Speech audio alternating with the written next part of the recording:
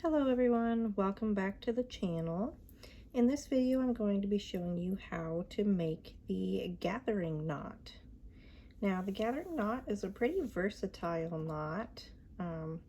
It can be used as like a decorative kind of end knot if you're working on like a wall hanging or something.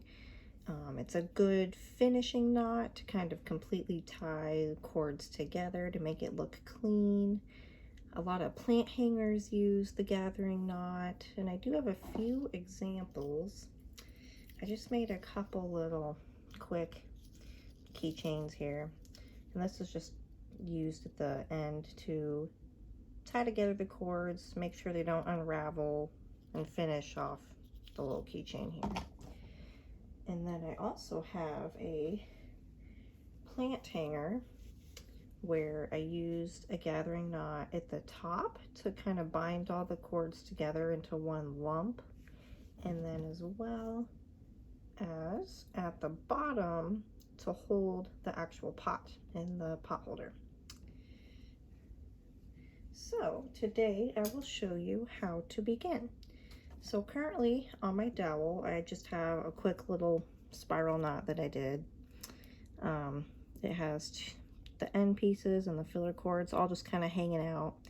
You know, normally you would just keep these if you want. You can brush them out if you want them frayed, but I'm going to show you how to use the gathering knot to kind of combine them and constrict them all together like so. So you will need a separate cord to do your gathering knot. I have cut a cord that is about, I would say, 2 feet in length.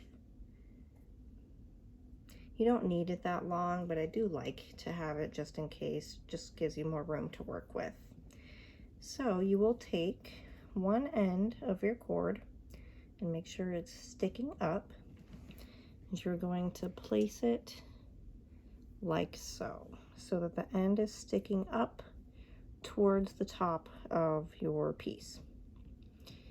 You're then going to take some of the cord and you are going to make a loop like so. And this knot is kind of tricky to get kind of the feel for with your hands, just holding it in place. If you place your thumb where the two parts of the cord intersect, it's a little easier to hold on to. And then you will take the remaining ends of your cord and you're going to wrap it around the back of the piece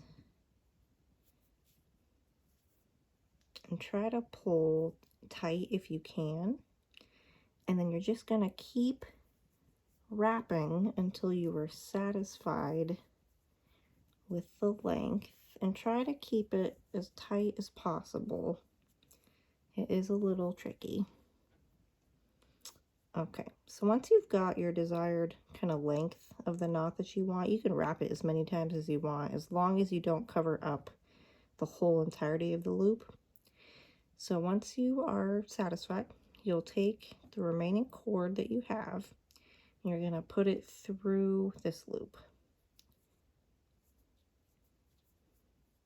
And sometimes it's easier said than done. Okay. I do like to pull on this loop.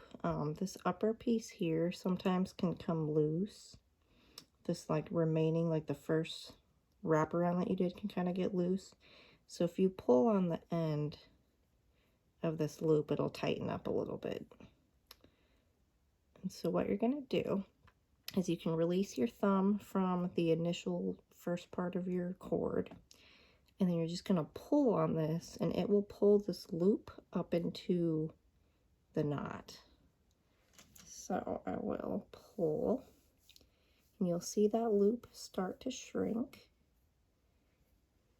And it is helpful to kind of pull on your cord too, because this row is your last wraparound, and so that can kind of come loose as well. So it's nice just to kind of tug on both ends. So you'll start to see that the loop is getting smaller and smaller, and you'll still see it here. So if you give your top cord a pretty good tug, that loop will go inside of this knot. where you can't see it anymore. And then from there, I just like to kind of give it a good tighten with pull both of your cords ends. And then that's your gathering knot. Now, say if you want it a little up higher, it is still pretty easy to just push on the bottom and it'll slide up to where you want it to go. And then from there, you can just snip these ends off with the scissors.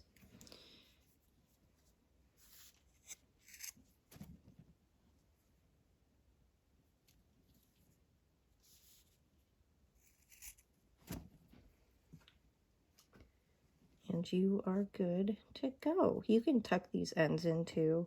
It's easy to do if you have like a small scissors, like an embroidery scissors, and you can just tuck those ends in and call it good. And that is the gathering knot. If you have any questions, please feel free to leave a comment below. Thank you.